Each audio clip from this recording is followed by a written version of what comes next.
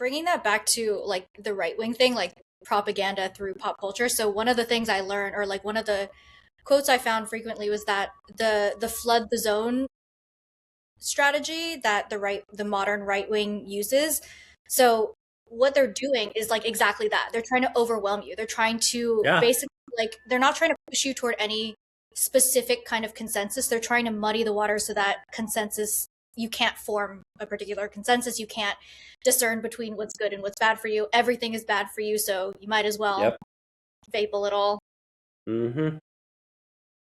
I mean, any sufficiently rhetorical question repeated over and over again at great enough scale is bound to lead to some odd circumstances. I mean, think no further than Holloway's "What Is Love" as a taking you to the night at the Roxbury.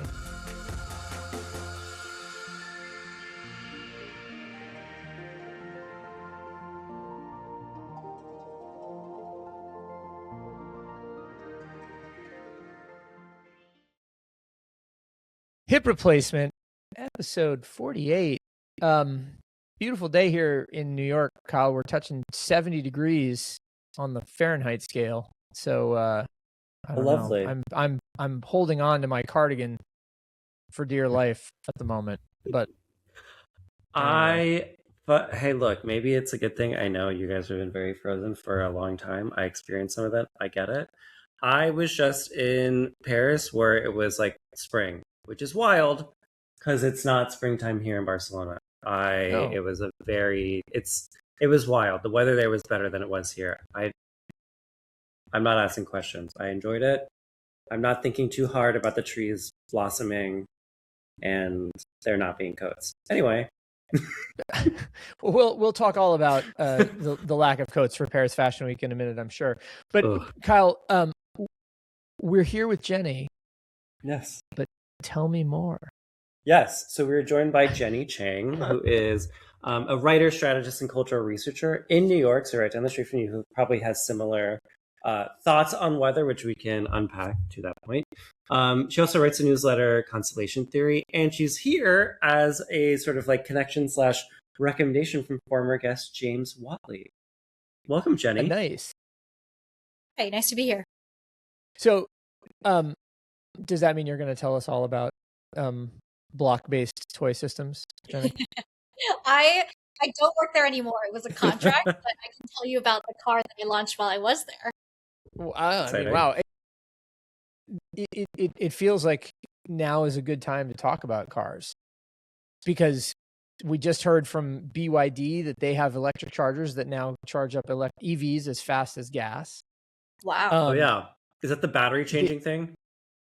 I don't know. It has there's like a T-shaped charger and it comes down from above. Oh no, that's different. That's crazy. TechCrunch just this morning called the 2027 Chevy Volt the McRib of cars. So given our travels into demand, likely to be canceled soon, or Good question. I think that the nature of it was sort of dependable, predictable, comes back every year with minimal changes type of situation. So it was a sort of an equity. That's fair. But with those two, news stories in mind, tell us about the car you launched because it's very much not in the same vein. It was a McLaren P1, so it was like hypercars, like supercars, but hypercars which is a step above supercars. It's one of three that they call the Holy Trinity, which is the LaFerrari, and the Porsche Spider or something. I forget the third one, but sure. Essentially, that sounds good to me. Sure. Essentially, these three cars are so above all other cars in terms of like engineering, like that they're in a class of their own. And so the set that I launched was the McLaren P1, which was iconic. Fantastic. Did you at any point get to interact with an actual McLaren? No, because there are only 375 in the world. Holy shit! So you didn't get to go to Silverstone or wherever it is that McLaren races that okay. I don't even know where these cars are because there are only 375. So if you go to like the McLaren subreddit, people post them like they're celebrities. They're like, "Oh, I spotted a Wow. P1 in the wild," because it's only one of 375. Well, 376 because they built one for the launch. They like built one out of Lego for the Wow. launch. So there are now 376. That is incredible. This I have to say that this, getting to our standard conversation between the generations. So we went down to, or we went up to Boston for a weekend long volleyball tournament that my daughter Harper was playing in, and on the way up and back, I was bemoaning the idea that I had to drive the whole time, and I was just like, when I was 16, I had a driver's license and wanted to drive and wanted to have a car and all the stuff, and neither of my kids seem interested in it at all. Really? Yeah. Is it Huh. because it's in New York and they can Right. get this? New York. I think the New York of it definitely has a lot to do with it. But I hear this from people all over the country whose kids are just, they're That's true. basically like the freedom that I used to get from getting in a car and leaving my house or getting away from my parents is now available to me in Roblox all the time.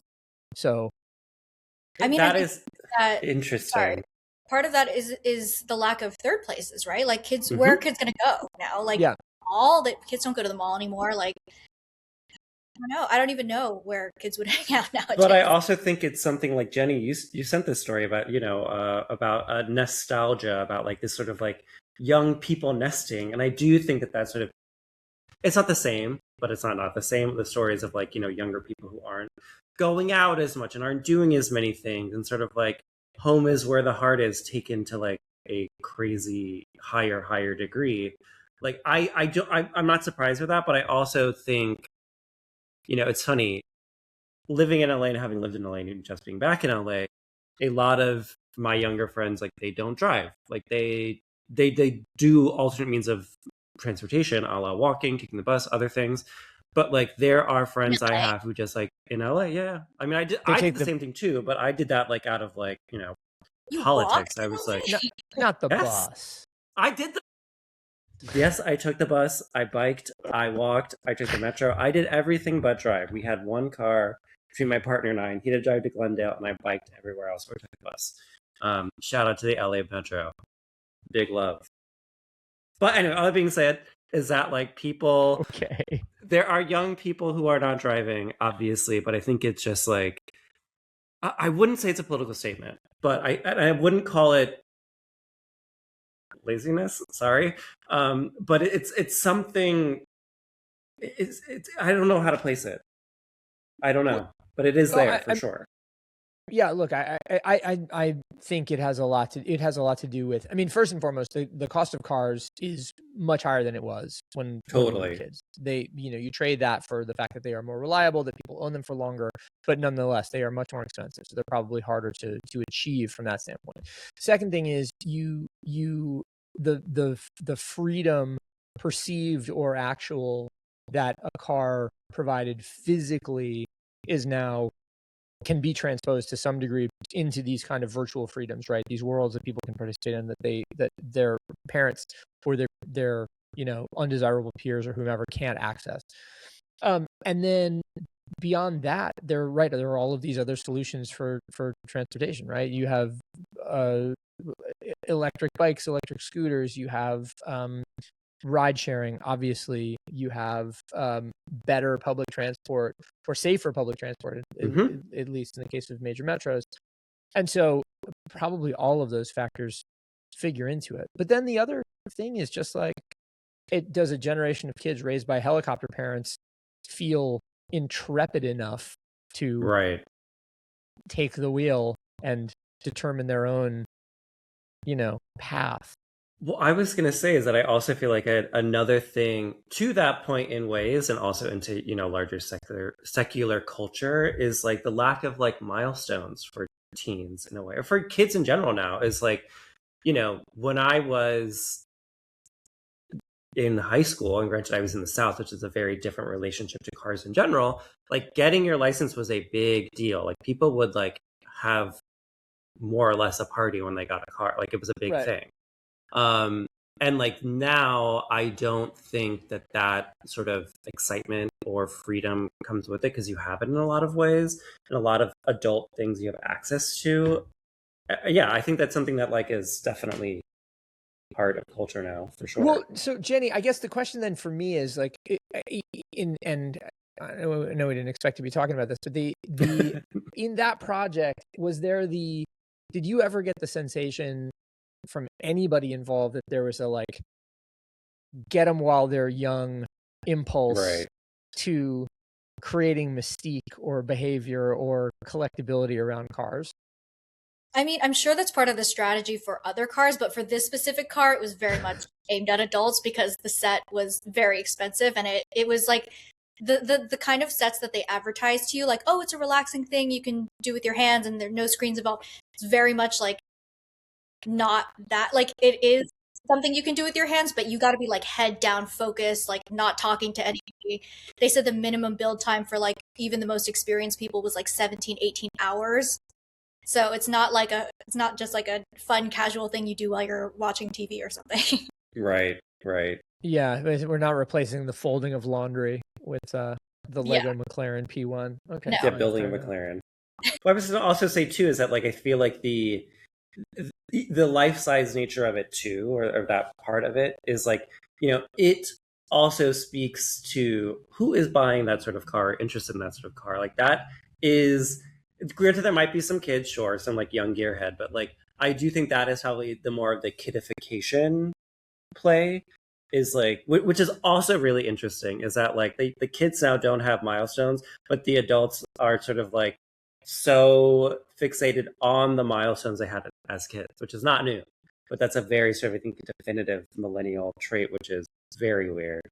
They have a name for them. They call them AFOLs, or adult fans of Lego. So actually, funny story about this. When I told people that I was working for Lego, people my age were so blown I'm away. They were sure. Oh like, yeah. that is so cool.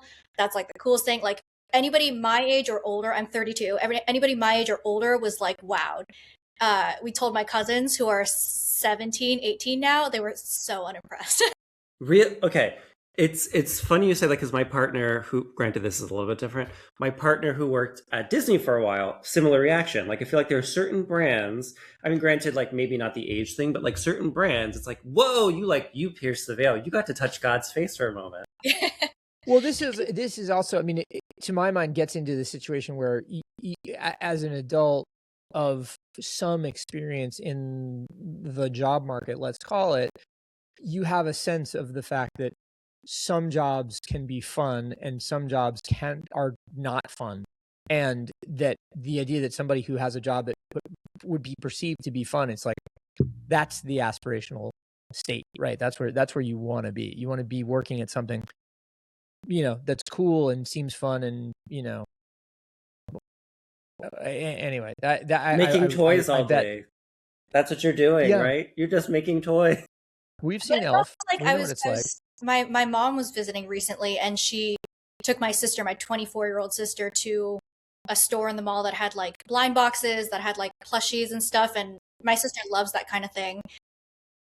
Damn. My uncle, the father of those 17, 18-year-olds, he was like, my kids don't understand the appeal. And my sister was like, we have adult money now. Like we can Oh, fair. indulge like in kid play with adult money.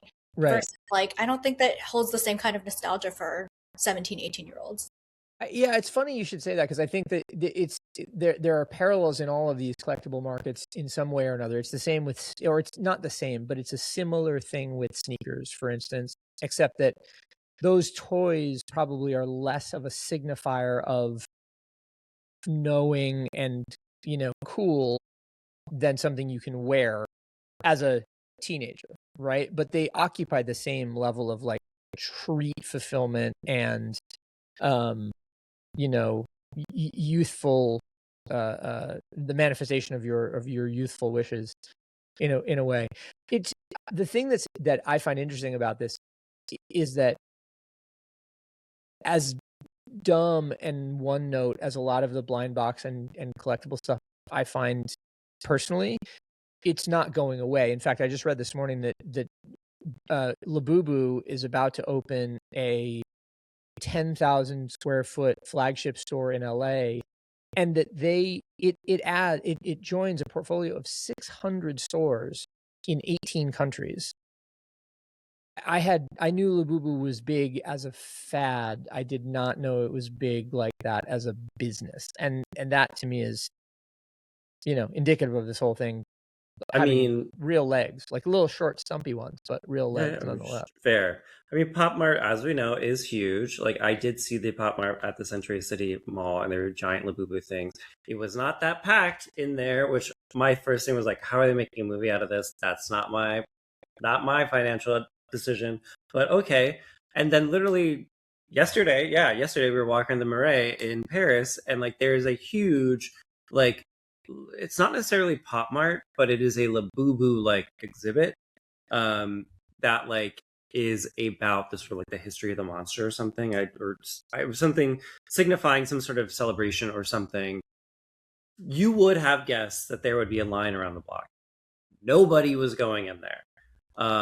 I was surprised that it was there, number one, but number two, that like there wasn't any sort of buzz. Like, this is a very international and touristy area. Like, I would have thought like you would see something like, the Funko Pop fucking museum that there is on Hollywood Boulevard. There was not that sort of buzz or love in a very curious way. And like I think like you're right, like Ben, like this obviously like it's a huge thing. Obviously it's selling in a huge market, obviously based in sort of like I would assume, an economy that is within China and like sort of is in related similar areas and cultures. But like, I'm not sure if I feel like it was maybe a little premature to pull the trigger, pull the whatever on the like, let's make a movie, let's do all these big things. It's like, I don't know if on the flip side of that, from the blind boxes are just like in a cultural thing, if people took that on as like, this is forever. I think people took it on as like, this is for summer 2025 and now we're done. So it's going to be interesting. That often. I'm curious as to how often you actually see people with Labubu. Like, I feel like living in New York, it's like a cultural epicenter, and I don't see them that often. Really? Like, okay. Not really. I see them. I heard some kids. I heard a 7-year-old described the other day as saying that Labubus were last year. Yeah, it's true. And now, and these are New York City 7-year-olds, so they're taking out their dissatisfaction not being able to get into collegiate. Sorry, that was a very New York City private school joke. Never mind. So I thought that article went pretty wide.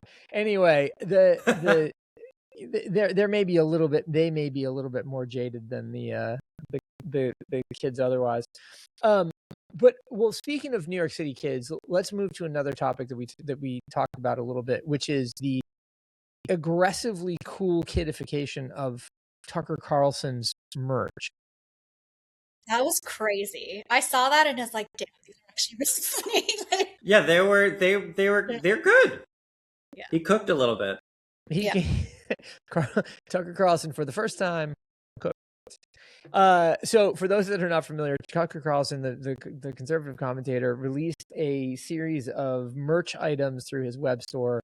Things like coffee mugs that say neocons are gay for Israel and I love nicotine. And yeah, so I think he got points from the culturati for being, on vernacular brand, but also it's a sort of a sad state of affairs when everybody feels like they have the right to play in that level of, slanguage and inside joke memery. I guess the right has been winning the meme game for a long time, so we should expect it. But nonetheless, I don't know, Jenny. What was your when you react? How many of the mugs did you order? I guess is more my question. A whole shelf now is just I love nicotine. I was actually very surprised because he's not known for being cool. Like, he's known for being like fairly very trad cool in right wing circles, but yeah, he's not like cool. And so I was like, he must have hired like a young person to design this or something. But I actually did a project about propaganda as it's laundered through pop culture recently, and this is exactly it. Like, this is exactly, you laugh at the mug, maybe you order it ironically, but like his bank account doesn't care if you're ordering it Yeah. ironically. And, like, Yeah. all it does is endear him to the mainstream. All it does is make him seem like he's not Yes. endorsing incredibly harmful ideals. And yeah, I think it's incredibly dangerous and incredibly bleak that it is, unfortunately, Yeah. very Yeah, it's unfortunate that like it is very cool and cool. Somehow it is cool. Like it's like, you know, Dasha and Red Scare, basically they were like back channeled, and in their own like group chat they gave him free advice. I am sure that there's Well, sort of I was like going to say, is that based on any 100%. actual information? No, or you well, just... like they are friends. He was on their podcast. So like it's not impossible. They're The trafficking in that space. Oh, The fingerprints I are agree there. But like the thing about it is like exactly to your point, Jenny, like it's a means to sort of like, you know, make something that is abhorrent more palatable. And I think like, you know, I was actually talking to Grace Weisenstein of Who Broke It on Substack about this. She asked me for some thoughts, and I did a deep dive on it over the weekend. But like it has the same sort of effect as the clips about him that go viral on Twitter, and I guess sometimes even other platforms, where it's like him sort of like calling out Sam Altman for like a former employee committing suicide, or him sort of like calling out, I don't know, like fucking Mike Huckabee about really bad politics. And so like that little clip where it's like, whoa, like Tucker's being so progressive. He is holding his own party accountable. Like I wish more, or wish actual journalists did this. In reality, it's like, this is 1 minute out of like an hour-long conversation that was basically giving this person like free, you know, free reign to talk about whatever they want, except for maybe that one moment.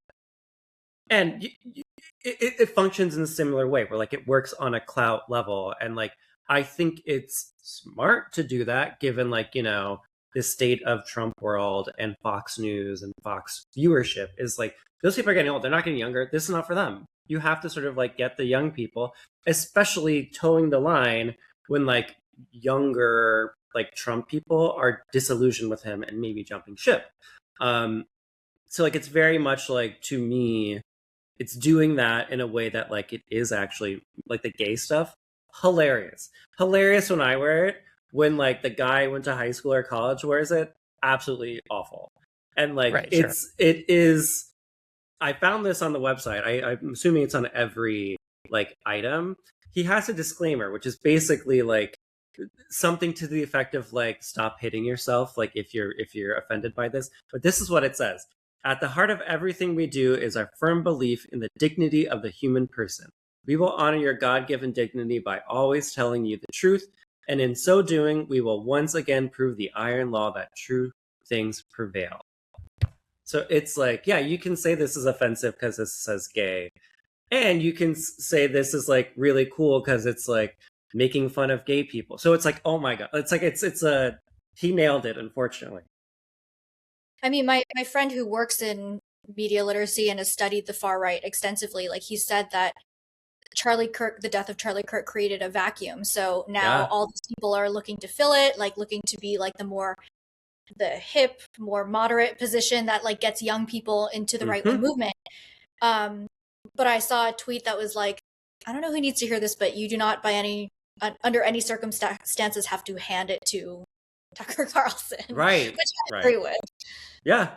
Well, do you think, I mean, if I have to say, the one thing that I do think is notably successful about this is that it plays in a vernacular lane that is of the moment, but not it doesn't reference worlds outside of Tucker's control too much, right? Like for instance, if he had done a riff on the "I told you" t-shirt, which obviously is a dated reference, but you know, it's like to assert some sort of like moral or rhetorical superiority, it would feel contrived, right? Where he's just like, I love nicotine. I'm gay for Israel. Like I'm gonna put my own Post irony. I'm putting myself on blast here, type And thing. that's why these things are so successful, because they don't seem like political statements. It's just Yeah. it's objectively funny to have a mug that says I love nicotine in this day and Yeah. age when like cigarettes are cool again, you know? Yeah. How about cigarettes? Did you guys see the Chinese Museum of Cigarettes, by the way? No. Yeah, there was a story on ciggies that I saw over the Sure. weekend about the Chinese Museum of Cigarettes. It has 218 different versions of Chinese cigarette, all, showcased. Which says it's For all not you graphic more, design heads out actually. there, like anybody looking for a mood board reference image, like I this didn't know is. there were that many variations. I'm from California, so I am absolutely You've stunned. never even seen a cigarette. No, like if we're near cigarette smoke, we just like evaporate. But Yeah. but also growing up in the time that I did, we had those like really aggressive truth campaigns, like the Sure, of anti-smoking course. campaigns. So people look at you, at least like in some cities in California, people look at you like a leper if you're smoking a cigarette. It's like, how dare you? And Right. the fact that they're coming back now, the fact that I don't know if Juuls had anything to do with it or vapes had anything to do with the rise of cigarettes, or if I don't know, but the fact that nicotine in general is like an acceptable thing to consume and it's cool now is wild to me. Yeah. Well, I mean, nicotine as a substance, right? I mean, setting aside the actual act of smoking, the combustion arts. I mean, if you don't have to listen any further than the Rick Rubin podcast, Tetragrammaton, to hear about nicotine's, nootropic benefits as a stimulant and focus driver, right? So, I think there are arguments to be made that there is some element of performance enhancement going on. Certainly, if you ask the bros with the Zyn shaped, fades in their jeans, you would get that answer. Have you guys heard of kratom? How do you say that? I always say kratom. Kratom? Is it kratom? It might be, but I saw like a mini documentary on TikTok. Like this guy made a 25-minute documentary. Yes, I watched that too. Yeah, fucking crazy.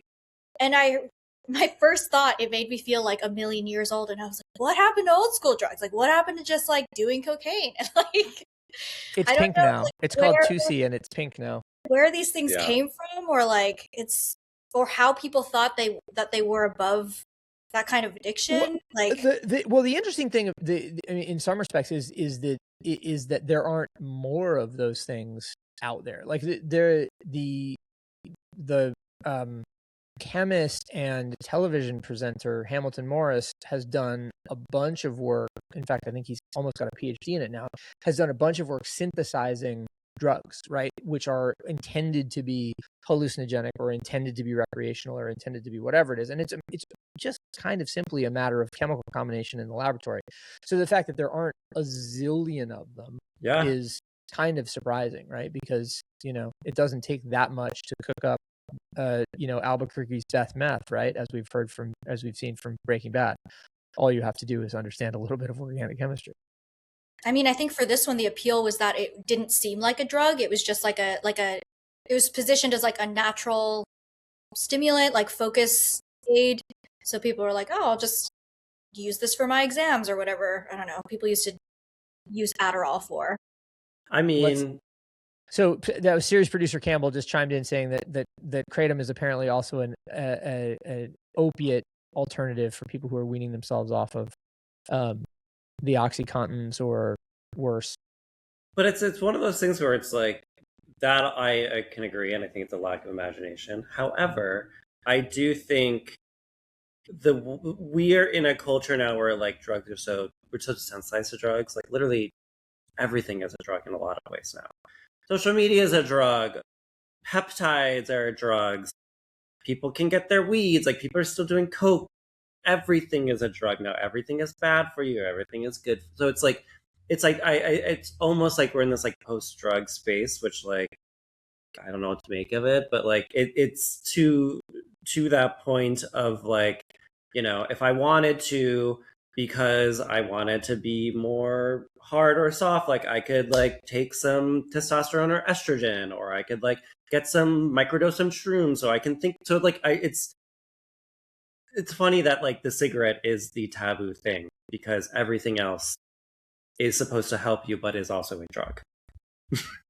Bringing that back to like the right wing thing, like propaganda through pop culture. So one of the things I learned, or like one of the quotes I found frequently, was that the flood the zone strategy that the modern right wing uses. So what they're doing is like exactly that. They're trying to overwhelm you. They're trying to Yeah. basically, like, they're not trying to push you toward any specific kind of consensus. They're trying to muddy the water so that consensus, you can't form a particular consensus. You can't discern between what's good and what's bad for you. Everything is bad for you, so you might as well Yep. vape a little. Mm-hmm. I mean, any sufficiently rhetorical question repeated over and over again at great enough scale is bound to lead to some odd circumstances. I mean, think no further than Holloway's "What Is Love" as a It's taking the you to the night classic. at the Roxbury. I have been reading a book that it's George Saunders, and he's critiquing, or not critiquing, but he's sort of giving a lesson on creative writing through the lens of these Russian short stories. And one of them, which is called The Nose, it's by Gogol. The guy in the story loses his nose, literally doesn't have a nose, and he goes to a newspaperman to say, I need to put in a classified ad for my nose. And the newspaperman says, well, I don't think that's a good idea. He said, I think you're stressed out. Why don't you have some snuff?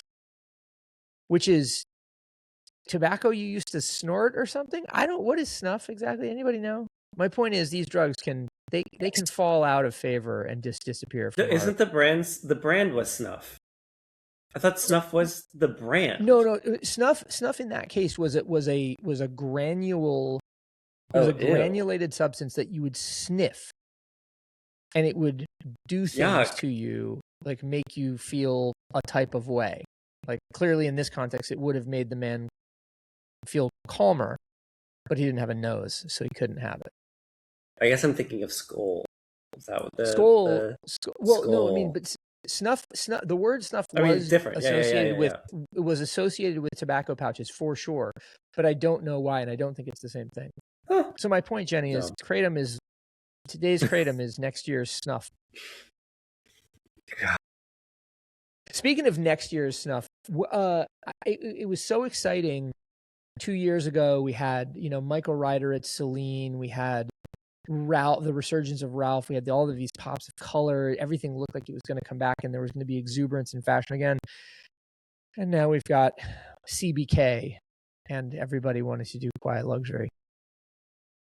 Still, it has been trending for a while now, but I think it's always this like tension between like, oh, whimsy and fun, and then the reliable CBK aesthetic, the Kardashian aesthetic, the success. Cool. That's really interesting. I wouldn't have put CBK and the Kardashians in the same aesthetic bucket. I think you think it's sort of like smooth brain. They're both very beige. I think they're on opposite spectrums of like class, to be honest, or at least perceived class. Yeah, performance. Sure.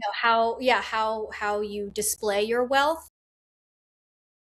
Yeah, I would say like aesthetically, the homes of people who are inspired by those two people probably look similar. Absolutely. It's and in a lot of ways, like this is like I feel like CBK trends every like fucking 15 years. But like this, her arriving right now, exactly to that point, Jenny, which is very astute, is like it sort of has given a vessel with which for the the gray, beige, whoever sort of like Yeezy people who've been looking for a space to be in, it gave them a home, and like a very easy home to sort of like make yourself really comfortable in, because like that is sort of what quiet luxury and all that stuff has been sort of talking around. And now, which is shocking again, like why it took a TV show for this to like open a floodgate. But it's also really interesting because Kim Kardashian has actively tried to make herself an icon. She models herself after like old Hollywood, like Marilyn Yeah. Monroe and Elizabeth Taylor.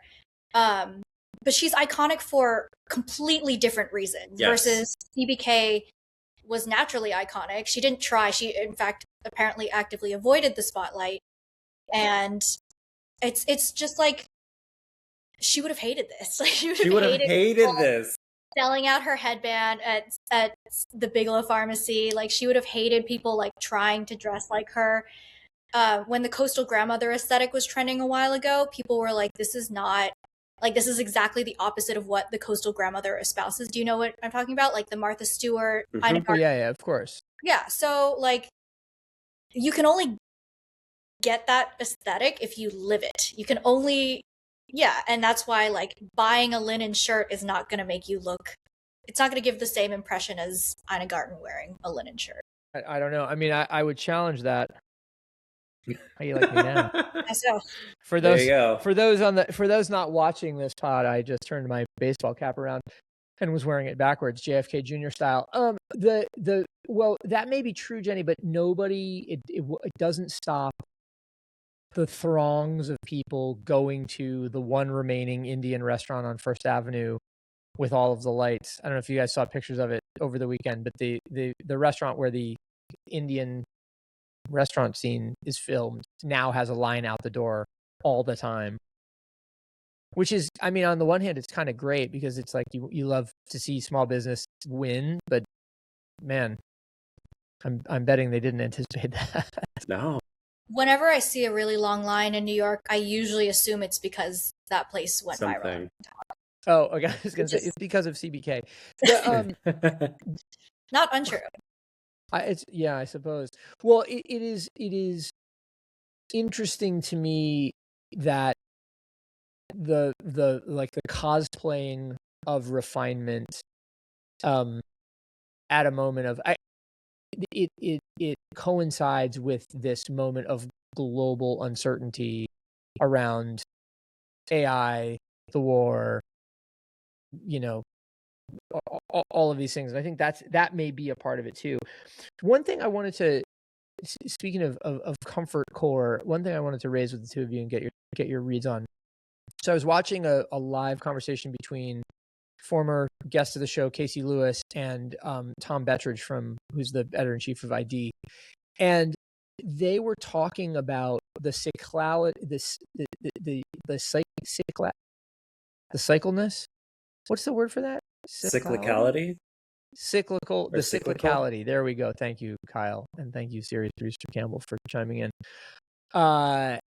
They were talking about the cyclicality of the early 2000s and the 90s as fashion, and they were sort of saying, well, what is going to be the cyclical item in the 2040s from the 2020s? And to me, it's pandemic era cozy core pants, sweatpants sets, and like aloe sets and that sort of thing. Skims. Am I wrong? Is there not enough there to grab onto, or am I right because it's so easy? And the next time that we have a global cycle of upset in the 2040s, it's a comfortable thing to climb onto. I mean, I think it would be the 2040. This would probably happen in the late 2030s. Would be skinny jeans would make a huge comeback, which also is going to tie into and relate to leggings making a comeback, which I don't think they've gone away. To the point of comfy, to the point of skims, to the point of all of this, that sort of athleisure thing, as you just mentioned, Jenny. That would be it, but I feel like that would even be later in the 2040s because that hasn't even gone away. That still is going. So I don't. That is the tail of that has been so long. That started in the mid 2010s, and it is still a very viable thing.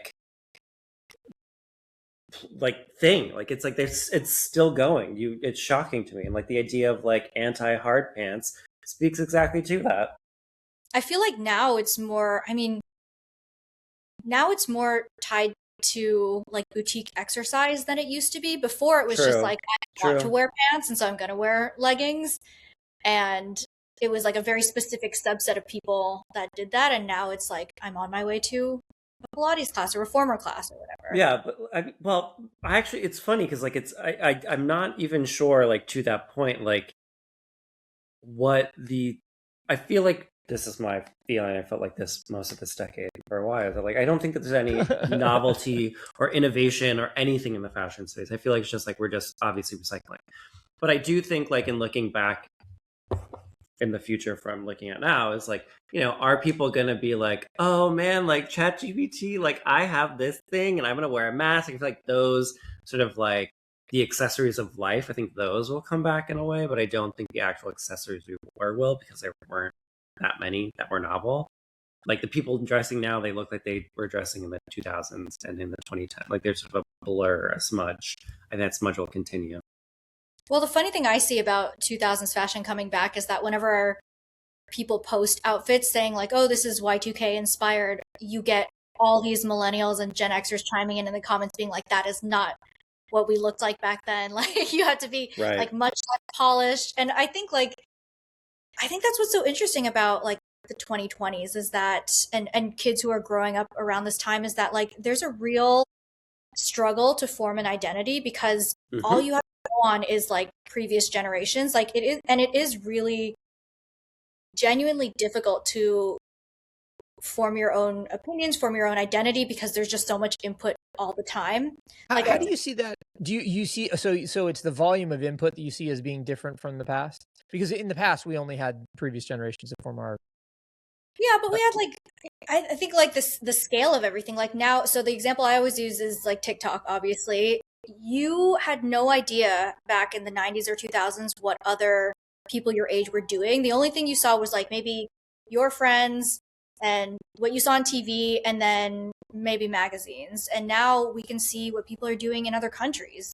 I can see what people much older than me are doing. I can see what people much younger than me are doing. Like we just have so many different inputs all the time, and like because it's algorithmically determined, I think our sense of scale is messed up, so we can't really Yes, tell, like I with hear boo-boos, we that. can't really tell how big something is actually.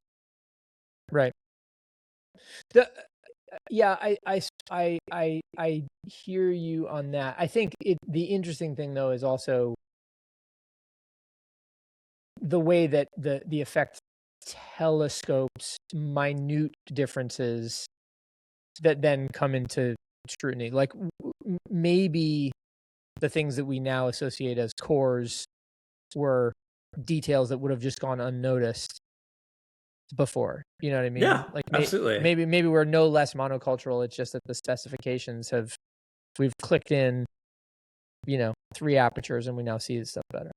I mean, I think that's also a consequence of living in like a connected world, like a social first world, a world where like your goal is to go viral for most people, for most brands, for most like things in general. Like the way you can succeed, like the way you can pull yourself up by your bootstraps is by going viral. So actually this was a note I made when you sent the date drop thing, and you were like, isn't this just okay Cupid? But I was saying like the impulse to rebrand things that already exist is an offshoot of like the hot take industrial complex when anything can make you. Totally.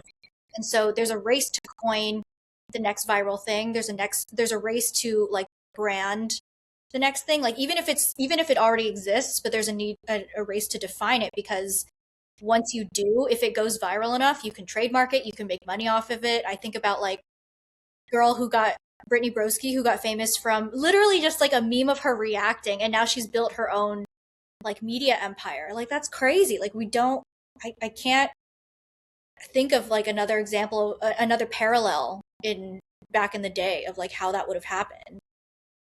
I mean, yeah, I mean, not to be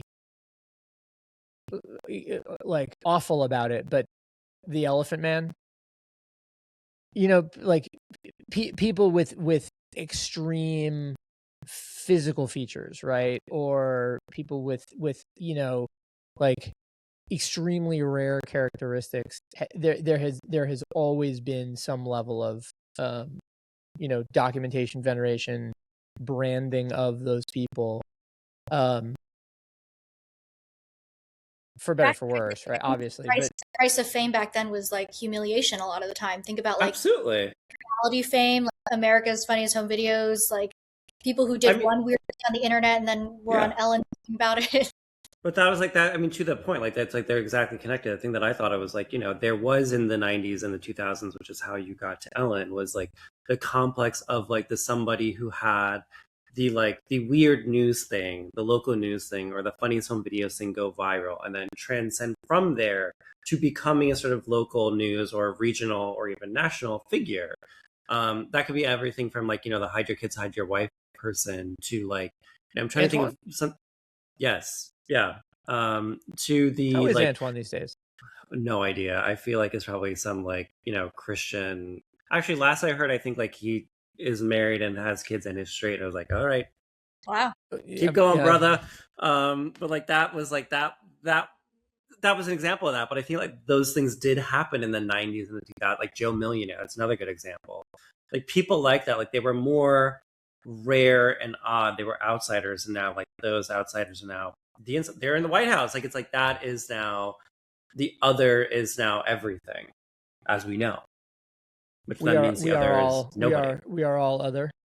Yeah, It's like that. I always think of that, like, the scene in The Incredibles when he's like, when everyone's super, no one will be. I yeah, always think of that. When that is everyone's older, exactly it. no You're one will be. exactly right. Speaking of which, did you read that Jason Lee, who did the voice acting for the villain in The Incredibles, there was just an article about him called "This was a flattering profile that was incredibly difficult to write," and the reason is because for a period of time when he was associated with Hollywood, when he was in the Kevin Smith movies and was on My Name is Earl, he was associated with the Church of Scientology because his Right. manager was Giovanni Ribisi, Mercer Ribisi's mother. And so this journalist, he opened a photo store in Eagle Rock in LA a couple of years ago and did so very sincerely. He's also Jason Lee did, yeah. And he's a former pro skateboarder and somebody who was very important to me in my youth. And so like I follow him. But there was this whole big article which was essentially just like he basically came at the journalist and was just sort of like, how can you even ask me about religion and Scientology? Aren't you performing a bad faith action as a journalist by asking these questions? And it turned it made the profile more interesting and more exciting than it otherwise would have been probably. But also it did raise these questions about incentives and where, who can be trusted to be operating in good faith or bad faith when we are all other. Everybody's incentives have to be scrutinized. Did you see that poll? And it was like 80% of Americans think that everybody else is morally bad or something. Yes. I forget exact stat. Yes, I forget. No. Worse. It wasn't that wild, but like yes, it was the highest of anybody. But like I do think yes, that it was a Pew poll that like ran away. It was huge. It was it's like, Americans, how do they rate each other? Of like, are they like very, very good people, or like kind of good, or like pretty bad, or like morally bad? And it was of all the countries, the most who said morally bad were Americans about other Americans. The most who said like morally good were Canadians, but other Canadians. That pretty soundly defeats my first take argument, which was going to be, first world problems, right? When you have nothing to worry about, you start casting blame. But well, I think the thing that Canadians have fewer problems than we do. So true, fair. Wrong. I think the thing that like, to me at least, in that story was like, I think this was said in there, maybe this was inferred, is that like Canadians look at each other like friends and like even strangers, and Americans look at each other as like a potential harm or conflict or whatever. And like, it's fascinating ops in general, but like, ops, exactly. But it's sort of like, one of those.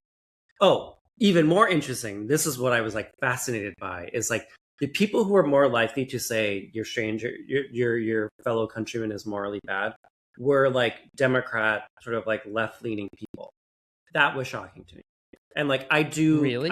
I can agree in the sense of like I understand that like yeah, someone who is sort of like pro Trump and all these faces, like yeah, they are morally bad. I would agree with that, but I also think that is such a like baby bathwater thing. It's like okay, then nobody can win. Then like there is no like there's never going to be a way to sort of like build a bridge or whatever. I know we're sort of post that in a lot of ways, but I think that that's like that is a big failure, and that represents how like there's not going to be a lot of progress if we're thinking about this in a lot of ways, and that's just upsetting. Yeah, It's no, shocking at all because I think that's exactly why we can't make Yeah. any progress. Exactly, and it's like it's sort of I don't think people are catching that, sadly, for everybody. But hopefully that wakes people up. It definitely, to me, it was like, yeah, this is like LOL, but also like, woo, that's bad. This is bad. This is us calling each other like that's not good. well, on that cheery note, we've come to the end of hip replacement number 48. Jenny, where can the proverbial kids find you? They can When not on pod here. not on pod. Most active I'm on social is probably LinkedIn, which is deeply uncool. But Hey. I also have like a website where people can like look at all my little projects and things like that, where I talk What about is it? a lot of stuff again. It's like a mini site. It's msha.ke/JAYEMSEY. Okay, It's so a platform called like Milkshake. They let you make Oh like yeah. oh, I see. Okay, guys, I was going to say, fortunately, you guys are listening to this on a recording, so you can go back 15 seconds and listen to Jenny say that address again, because I am not able to repeat it. But, well, cool. And then newsletter and other stuff as well. Yeah, that's all linked there. Okay, perfect. All right. Well, Fabulous. Jenny, thank you very much for joining us. It has been fun, and we will have to come back at some point and see the next time Tucker Carlson drops merch to see, skinny jeans are back. Yeah. or in 2044 when our skinny jeans are back. Yeah, exactly. Hopefully sooner than that. Thank you so much for having me. Yeah, of course. Thank you It's for fun. joining us. All right, everybody. Well, we will be back next week for hip replacement number 49. But in the meantime, take care and look for Kyle on Substack, me on Substack, Jenny on Milkshake, and Tucker Carlson on coffee mugs everywhere. All right. Mm-hmm. Bye. Bye, y'all.